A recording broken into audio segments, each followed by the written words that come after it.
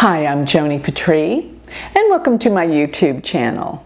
Well, today I want to talk about the nakshatras, what they are, and of course how they're going to affect you personally, what it's all about.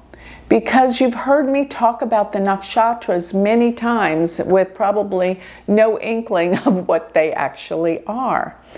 And what I always tell all of my students is that the nakshatras are the pure essence of Vedic astrology.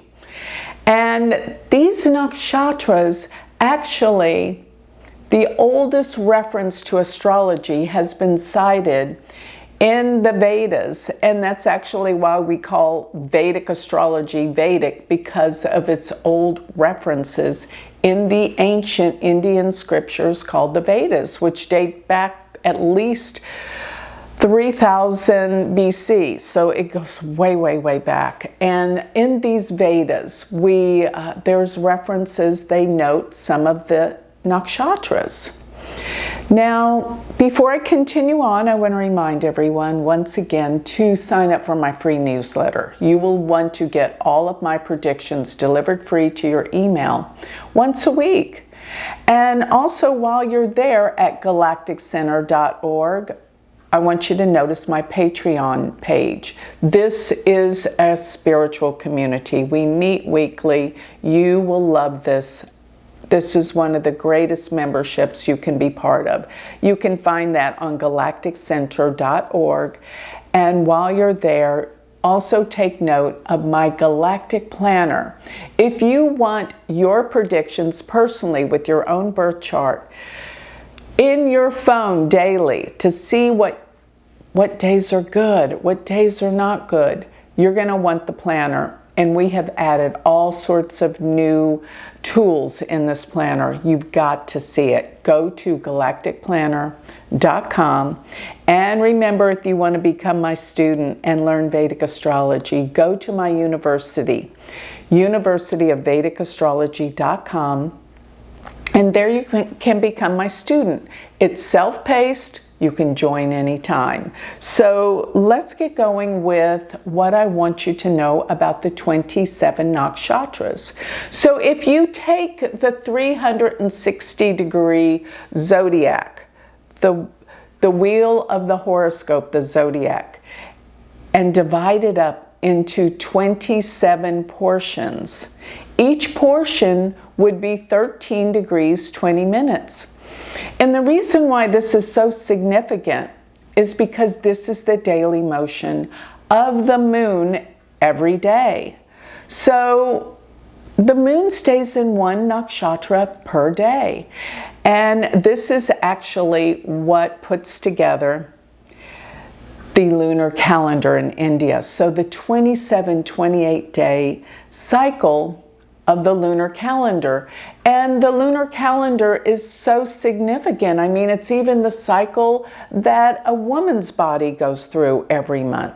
This is so deep and meaningful. And to me, this has more validity and reference, the lunar calendar, than the Julian calendar that we use in the West. I mean, the Julian calendar has been put together, and the months of July and August were fought over by Julius and Augustus Caesar, and they wanted to have months with 31 days. That's why you get July and August next to each other, and they're both 31 days. The lunar calendar is more organic and works with the world the way it really is. And I always say that Vedic astrology is a lunar-based system based on the nakshatras, because these 27 nakshatras, it depends on where your moon is, what nakshatra your moon is in.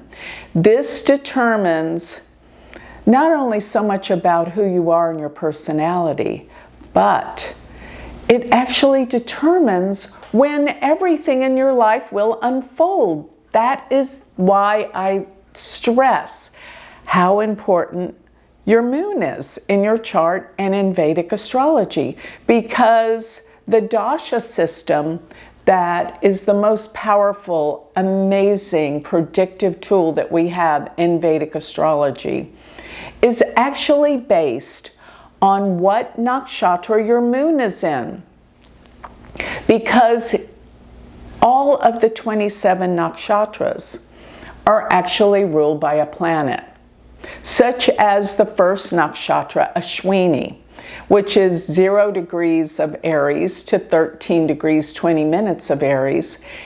It's ruled by Ketu.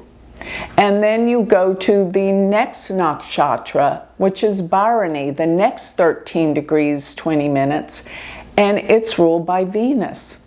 So each of these nakshatras have a planet that rules them. So depending on where your moon is in your chart, what nakshatra, the planet that rules your moon's nakshatra begins your whole life cycle of your life.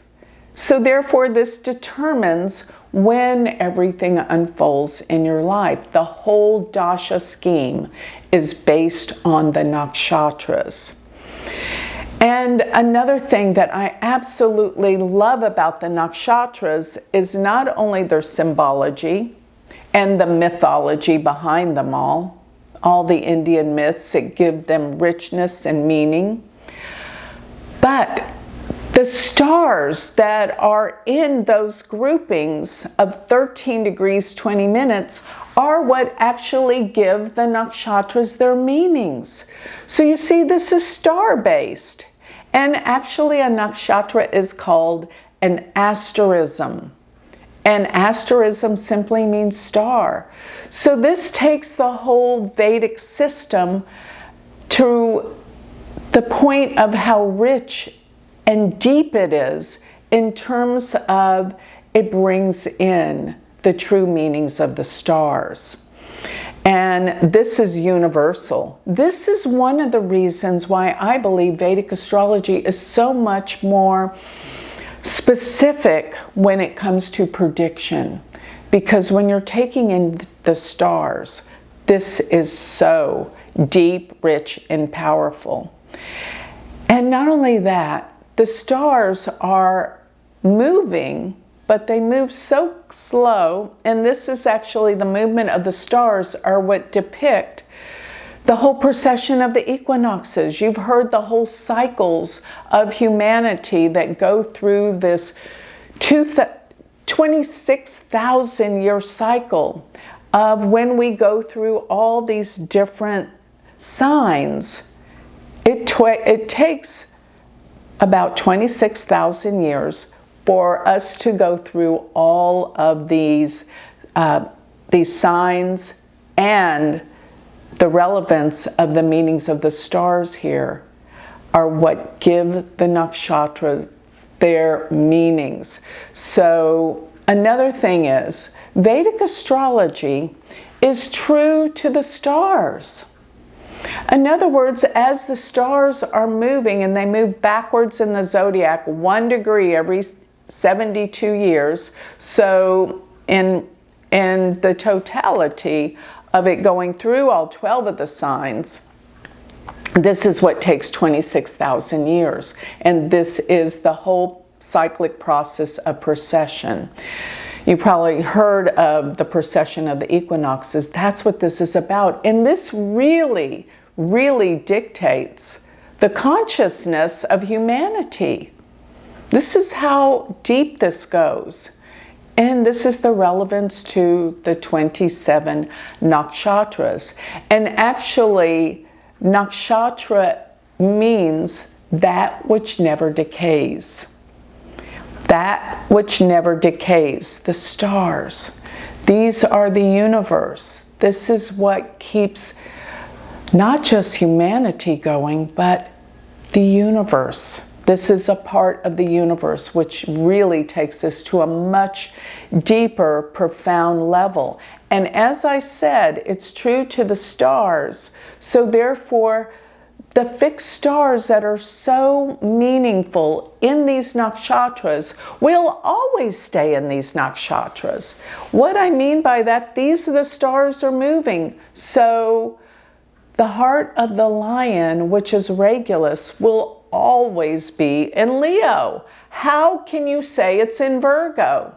But Western astrologers say that. They move the stars as they move, they don't keep them true to their constellations. And therefore, they would say that Regulus, which is the heart of the lion, is in Virgo. That just doesn't fit. As well as Antares, which is the tail of the scorpion. It cannot be in Sagittarius, nor can the eye of the bull, which is Aldebaran, means the red one, the red eye of the bull. It's got to be in Taurus, not in Gemini. So this is where I really resonate to the deep meanings of what Vedic astrology is all about, where it comes from. It's about the nakshatras. And what's interesting is a lot of people say, oh, my sun's sign can't be in the sign that Vedic puts it in, or any of my planets, because it falls backwards right now. Because of precession, the beginning of the zodiac is in Pisces. And this is what pushes all the planets into the signs that fall backwards in the Vedic chart. So this is the true placements in accordance to the stars. That's what this is based on, the stars. This is star-based. And the stars are the universe, the universal deep soul of a person. This is going to relate to your soul on the deepest core level of who you really are, not just the personality that you think you are from lifetime to lifetime. This is talking about your soul essence, who you truly are. That's what Vedic astrology points to and reveals. And this is how it resonates. But people that say, I don't resonate with my signs in the Vedic, aren't looking at the nakshatras. Because there's 3 nakshatras in each sign. They overlap the 13 degree 20 minutes. So you may have a moon in Aries, but it might be in Ashwini, and then it might be in Bharani, which is the next one.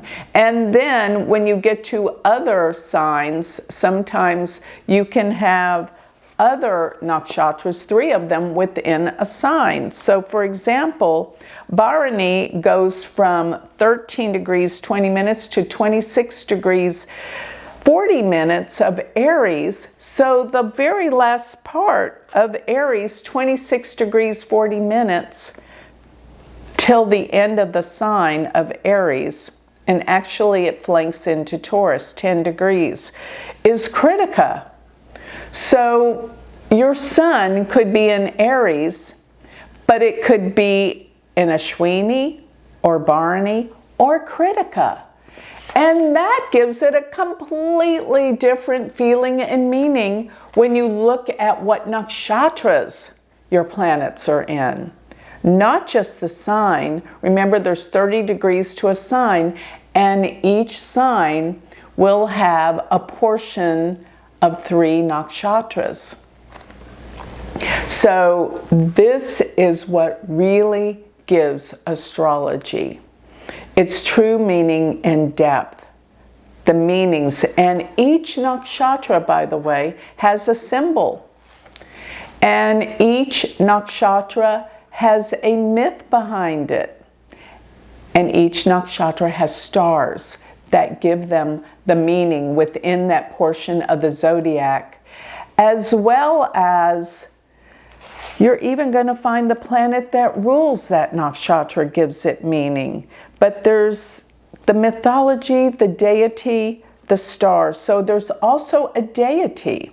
So, for example, just taking the nakshatra Bharani, Bharani means the bearer of new life, because that nakshatra, which sits between 13 degrees 20 minutes of Aries to 26 degrees 40 minutes of Aries, this nakshatra is all completely in the sign of Aries. Some of them flank from a sign, But its symbol is called the Yoni, which is the uterus, the woman's uterus, and the organ for reproduction. And this nakshatra deals with birth, the birthing process, because of its symbol.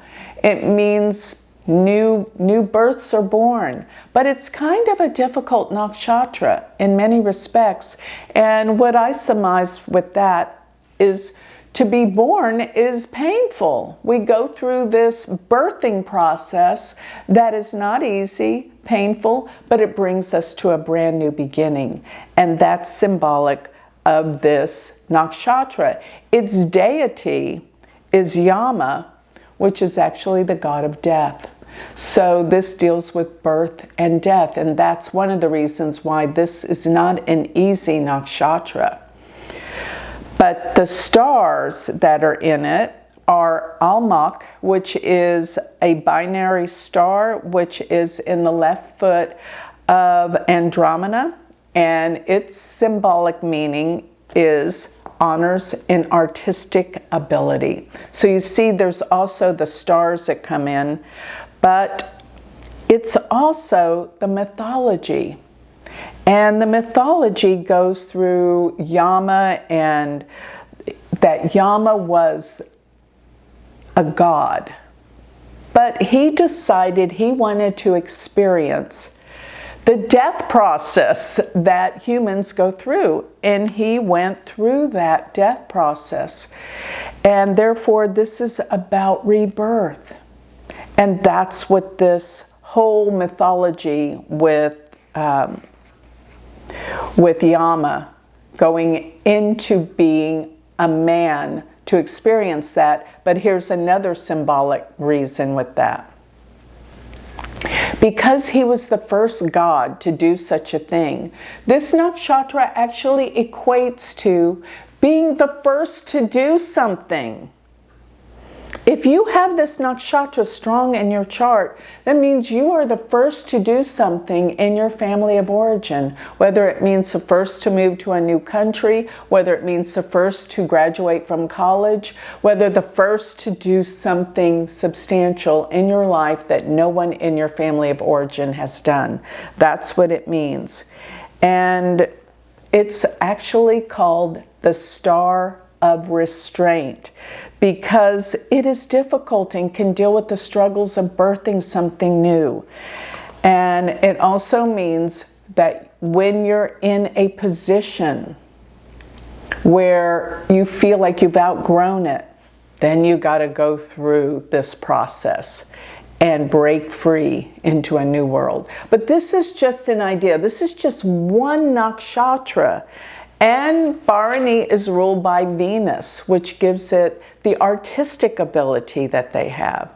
But all of this is in the sign of Aries. You don't think of all these things initially with Aries. Yes, I think of Aries as a sign of new beginnings, fresh starts, pioneers, the first to do something many times. But all these Aries meanings actually come from the stars and the nakshatras. So I gave you just a little taste of this. Now, if you want to know about all the 27 nakshatras, I actually have in my YouTube channel, if you go down and you search, I have all 27 nakshatras that I filmed a while ago that are in this YouTube channel. You can go watch them all. And we study the nakshatras profoundly and deeply in the university. And as a matter of fact, I was taking notes from my book on Eastern Astrology for Western Minds. It is actually the textbook for my university, and it goes through the mythology, the stars, what the saying is, what the symbol is, what the god or goddess that rules that nakshatra is all about. This is astrology going profound and deep. This is the true essence of the stars. This is what astrology means to me, going profound and going deep, and realizing that Vedic astrology is true to the stars. And that's where I want to leave you. And I want you to know the 27 nakshatras, that which never decays, represents our soul essence and humanity. So with that, I think I'll close. If you would like more information on me or anything I was talking about, go to my website. Go to galacticcenter.org. Thank you.